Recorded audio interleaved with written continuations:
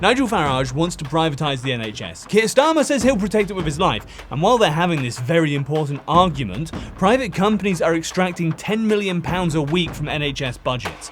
And they have been doing it for decades. Well, if Labour are upset that the rich might have to pay for healthcare, I find that a very odd position. So here's my question. What exactly are these two fighting about anyway? Because I've spent some time following the money through NHS contracts, PFI deals, outsourcing agreements, and consultancy fees.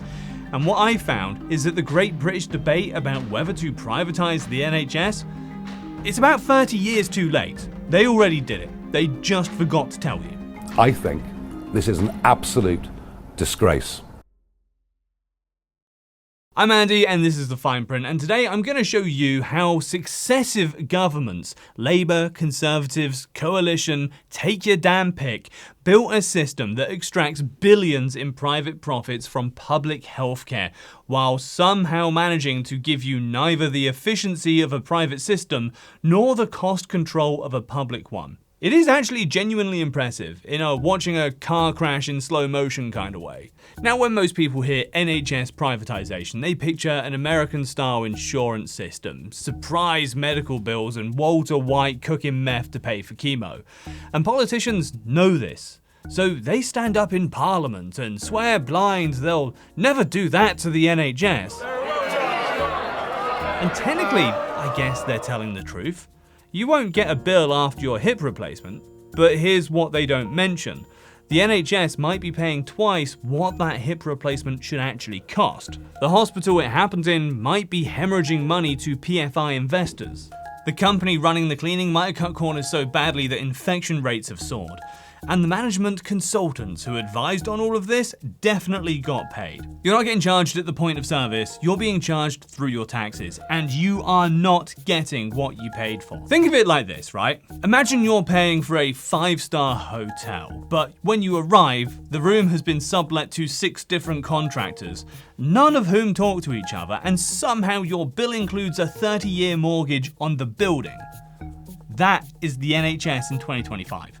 And to understand how we got here, we need to talk about a financial innovation so toxic that even the Tories eventually abandoned it.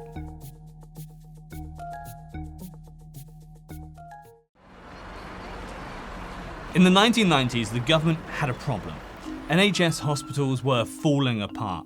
They needed new buildings, but they didn't want to borrow money because government borrowing looks bad on a balance sheet, and looking bad is basically illegal in British politics. So they invented something called the Private Finance Initiative, PFI. The idea was simple. Private companies would build hospitals using private money, and the NHS would pay them back over 25 to 30 years. Sounds reasonable, right? Private investment in public services, efficiency of the market, all that good stuff. Well, here's what actually happened. The NHS needed £13 billion worth of hospitals. Reasonable number, not cheap, but manageable. The total bill for those hospitals, once you factor in the repayments, £80 billion. That's not a typo. For $13 billion in construction, you, the British taxpayer, are on the hook for $80 billion. A 6-to-1 ratio.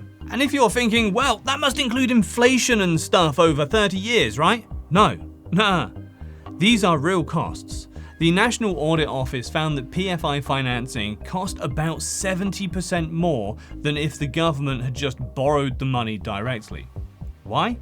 Because private companies don't borrow at government rates. They borrow at commercial rates, 6-7%, when the government could have borrowed at 1.5% to 2%. We have effectively paid a massive premium for the privilege of keeping debt off the books so the government can look less bad. Which, by the way, didn't even work. Accounting rules eventually forced them to include it anyway. But wait, because it gets worse. You see, PFI contracts aren't just expensive, they're rigid. They lock NHS trusts into decades of payments that cannot be renegotiated, cannot be escaped, and increase with inflation every year. Let me give you a very specific example. Barts Health NHS Trust in London. Their PFI deal cost £1.15 billion to build. The total repayment bill, over £7 billion. They're currently paying £150 million a year. That is £2.4 million a week on a contract that doesn't end until 2048. Interest alone cost them $43 million annually. And those payments are inflation linked, so they went up 13.5% in years when NHS funding increased by, well, considerably less than that. Barts was placed in special measures by the Care Quality Commission from 2015 to 2020. They received one of the worst inspection reports ever issued, but they couldn't cut their PFI payments to fund better care. Those contracts are untouchable. Sherwood Forest Hospital is even worse. They spent 16.5% of their entire budget, nearly a fifth, on PFI repayments. That is more than double what they spent on drugs. Every £6 that hospital receives goes straight to investors and won't come back. And this isn't a few isolated cases, no. 25 NHS trusts spend more on PFI repayments than they spend on pharmaceuticals. The government knew this was unsustainable, so in 2012 they very quietly set up a £1.5 billion emergency bailout fund for the worst affected trusts. A bailout for hospitals, because the financing deals were so bad that they couldn't function. By 2018, even the Conservatives had had enough. They announced no new PFI deals would be signed. But here's the thing about PFI. The deals last 30 years. We are going to be paying for these mistakes until 2040. The National Audit Office estimates total future PFI charges across all sectors, not just health, at £199 billion. So that's the foundation. Before we even get into the day-to-day extractions, NHS hospitals are bleeding money to investors on buildings that were overpriced decades ago. But that's just rent. Now let's talk about what happens when you outsource the actual healthcare. In 2004, a government minister made a remarkable admission to Parliament. John Hutton, the health minister, acknowledged that outsourcing NHS operations to private hospitals cost, and I quote, in the range of 40% more than doing them in-house. 40% on the same procedures, for the same patients, going to private providers instead of NHS hospitals. Let me put some numbers on that. In 2002 to 2003, the NHS paid private contractors £12,060 for coronary bypass operations. The same operations done in NHS hospitals cost £6,320. That is a 91% markup. Hip replacements? 47% more expensive when outsourced. And this wasn't a scandal that ended careers. It wasn't even a scandal. It was just policy. The government acknowledged they were paying nearly double for the same operations and carried on doing it. Now you might be thinking, that was 20 years ago, surely it's more efficient now. Well, here's what I can tell you about now. The NHS outsources more than ever, and they won't tell you what they're paying. NHS England has resisted and blocked freedom of information requests for detailed contract terms. The Centre for Health and the Public Interest reports the NHS has not been transparent about pricing. When I tried to find current outsourcing markups, I found commercial confidentiality clauses, redacted contracts, and a lot of stonewalling. What I did find is that NHS spending on private providers has more than doubled since 2016. The NHS now outsources £2.5 billion annually to private healthcare companies. For some procedures, like cataract surgery, nearly 60% of NHS-funded operations now happen in private hospitals.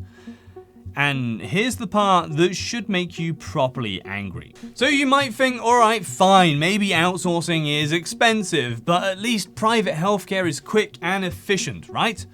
Nice waiting rooms, shorter queues, the whole experience.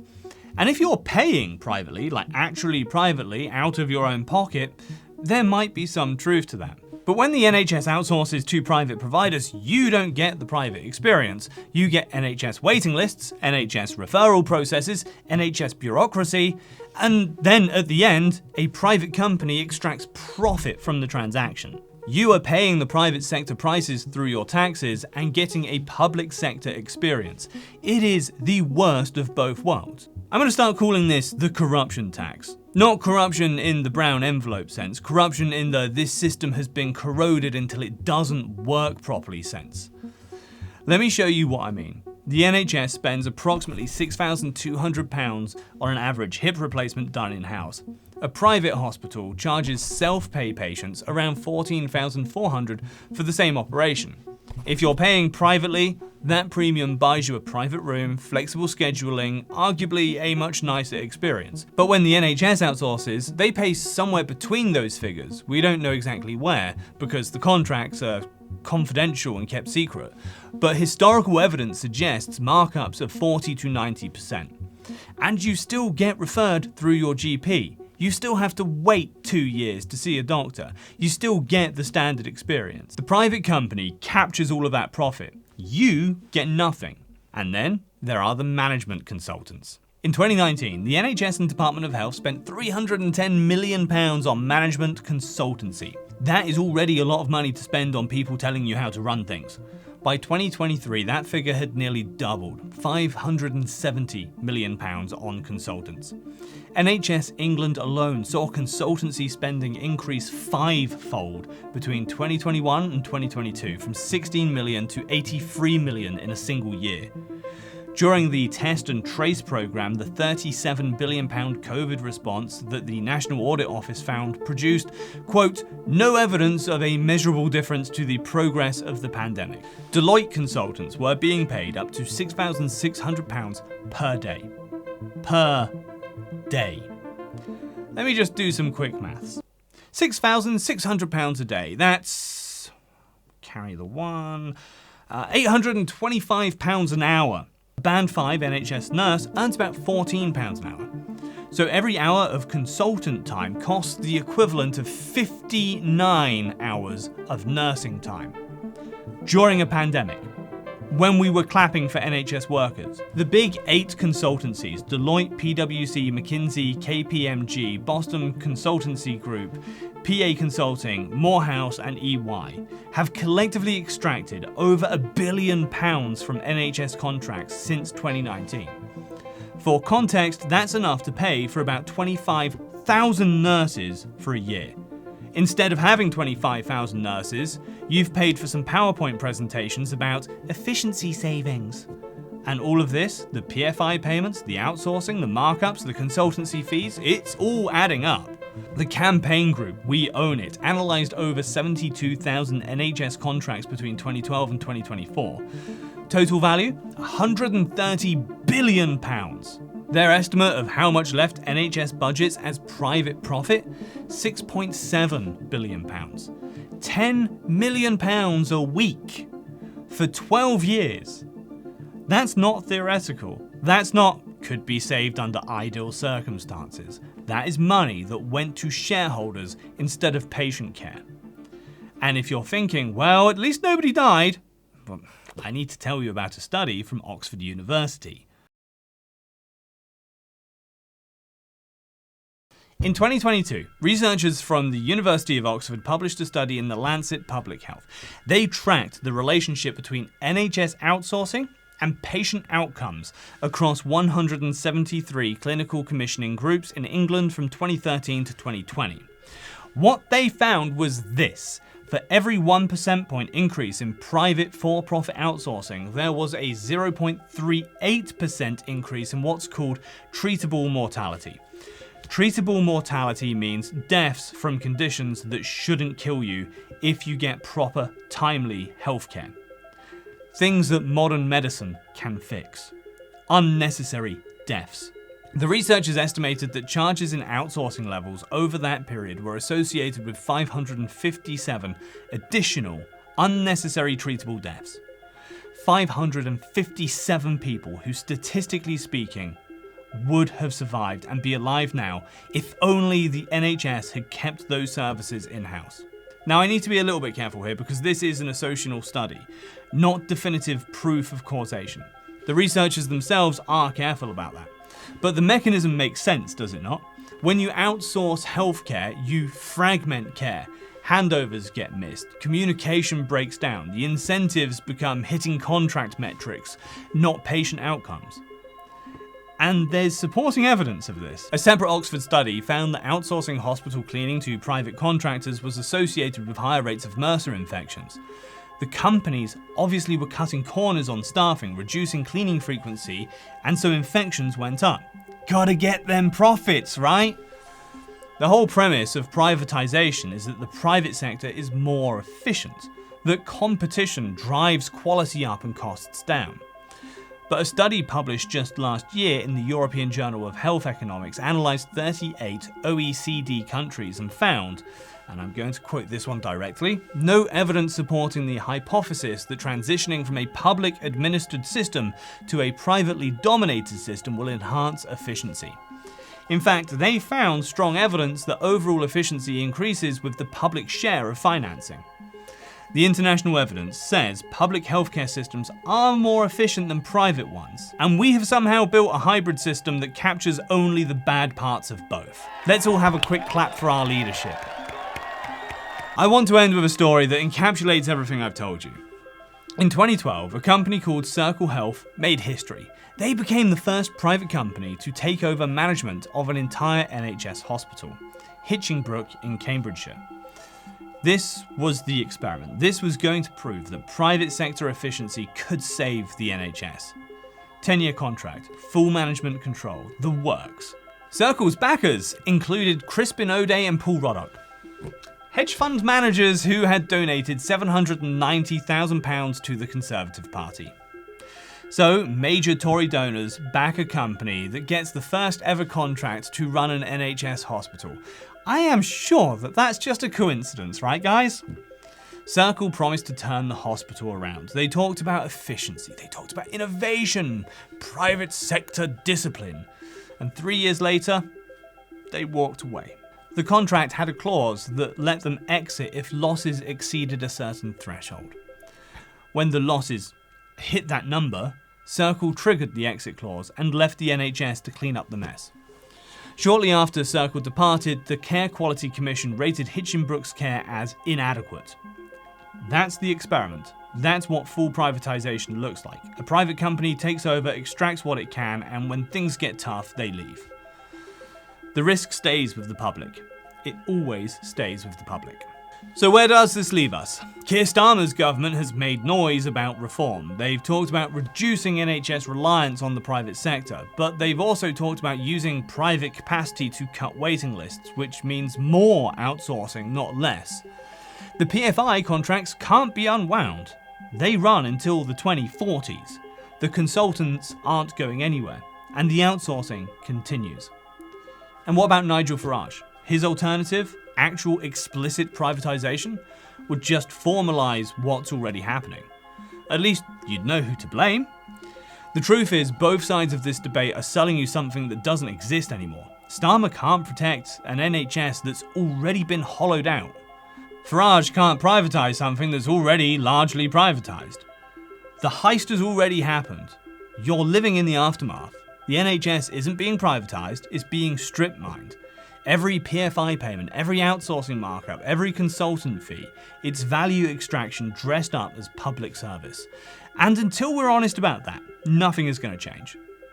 If this video made you as angry as it should, wait until you see what I found when I looked at how the same companies winning NHS contracts also happen to fund the politicians writing NHS policy. That video is coming soon, so make sure you're subscribed.